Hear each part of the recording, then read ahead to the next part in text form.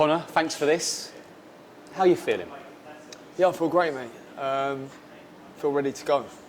That was my second question. Are you ready to go? I'm always ready to go. Just give me 6 weeks. You know, I'm always there or thereabouts in shape. So yeah, ready to go whenever. I was back in the gym Monday after the April 26th show. I was back in the gym on the Monday.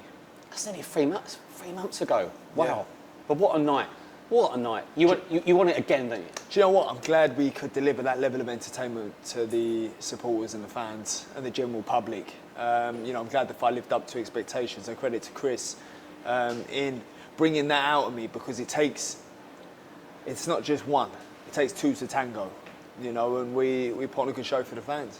When you got in the ring though, did you think, oh, hello, this is massive? No, not really. You visualise it. You know, I'm in the fight day in, day out, in my head for 12 weeks. So I'm there in my head. I've seen it, I've visualised it. When I got to the stadium, I was in my element. I was ready to go. How disappointed are you with what's happening? Do you know what? It is disappointing because as a professional, you got to be ready to go whenever. But we knew that September 20th was the date. You know, you got to remember Tokala Sheikh announced it in the ring straight after the fight. How can you not be ready to go within a 5-month period?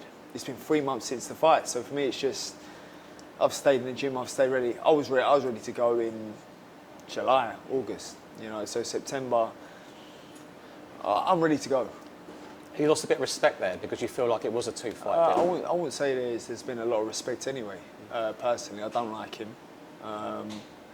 You know, he thought I was going to be an easy touch, which is why he fought a welterweight.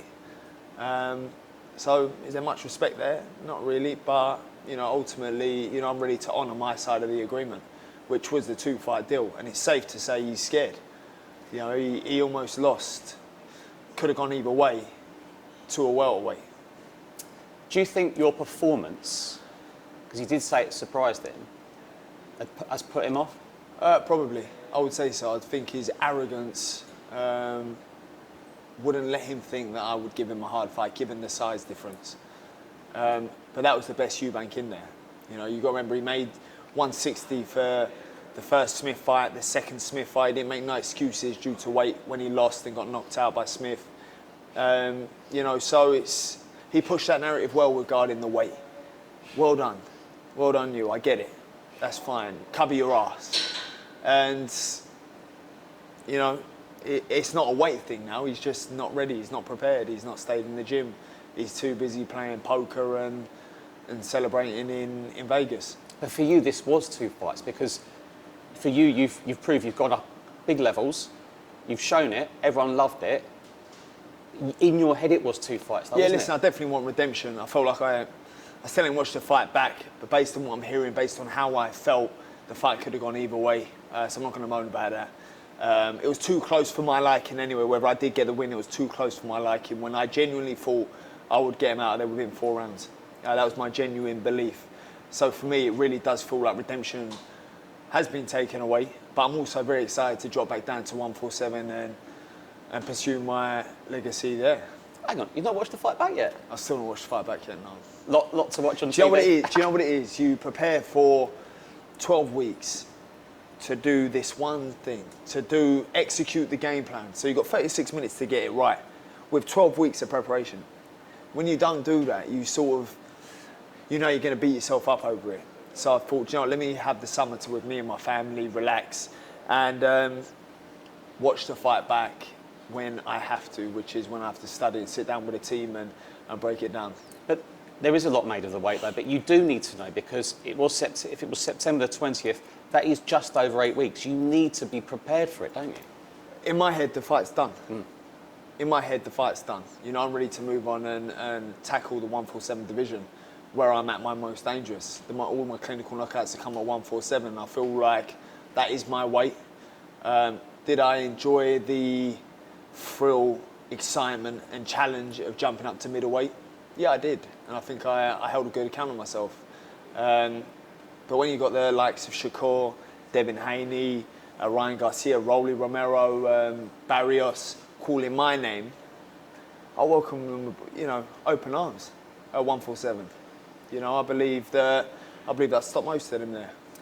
hypothetically, what if you got a call in a few days and said, look, let's do it in October, let's do it in November? I'm not waiting around. I feel like my career's sort of been on hold to give the fans this fight. And I'm glad that the fight delivered.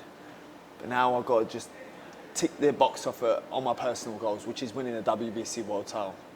And do you feel you're ready for those big title fights? 'Cause I know Shakur's called you out. You even shook his hand, didn't you? So he's a nice guy. You know, I respect him as a fighter. I think he's a great fighter. I believe he will be biting off more than he can chew in stepping up to 147. Obviously, I've noticed. I've done it.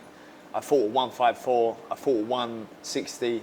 There is a noticeable difference moving up in weight, and I feel like it'd be too much for him. what's Dad's opinion on this? Is he saying, look, son, just go and do it? I know he does lets you do your own thing, but he's still got an opinion. I let my team handle everything. You know, my team, I've got the best team in the world, who remove all the politics, remove all the stress, all the media from me, and enable me to just train. Which is why I've developed so much over the years, which is why I'm fully able to just focus on my job, which is going in there and ironing some geezer out. That's my job. Everything else is taken care of. So whoever's next, let's have it.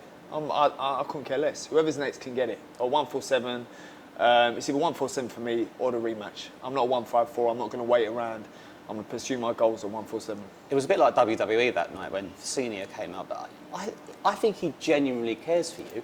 He does. Yeah. Senior cares for me. In hospital, when me and Eubank were both in hospital together, Senior and my dad as well, Senior came up to my bed and just held my hand, and you could see he was upset that we had this hard fight. You could see that he just cared about me. Do you know what I mean? As a human, not as the fighter. And it's a mad one because it was really weird because I'm there with Senior, but then in the same breath you've got my dad standing there, and then Junior's in the. It was just really, it was a real surreal moment. But I know Senior's got nothing but love for me, and he cares about us fighters. He's talking through experience and what he's been through. He doesn't want us fighters to experience. Are you proud of yourself? Or, look, if it doesn't happen, you think it's not, are you proud of yourself? Not just the fight itself, but the fight week in general. It was an unbelievable fight week. Listen, nobody likes to lose, especially when I feel like I didn't lose. In fact, I felt like I'd won. I think a lot of people think it was going to be very one-sided, and it's a hard one because I don't like to lose. I felt like I was going to go in there and knock him out early doors. Aggression got to me that night.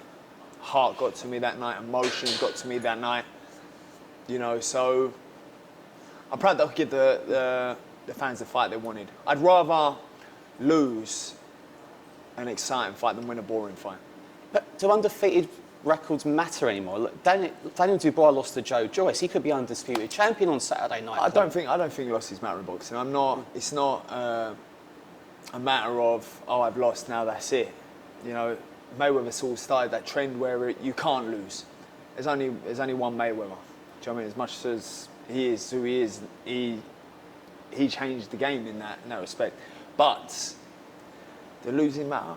If you want to fight the best and you want to rise to the challenges, some days it's your night, some days it's not your night. It's not the end of the world. You know, I jumped up to 160, I chased greatness and gave the best fight I possibly could. And it's life. Sometimes you win, sometimes you learn. I thought you'd be more angry than this. You're actually you're all right, you're relaxed. I'm all right. You're relaxed. I'm all right. No, you're great. No, I mean in the sense I thought you'd be angry. No, I'm only like that. I mean, don't get me wrong, if Junior was sitting there, you get a different energy, but he ain't. You know, at the end of the day, it's my job to be the fighter I am. I love to fight. You know, it takes me 2 seconds to switch it on. But most of the time, I'm actually very soft. I'm relaxed. I'm chilled.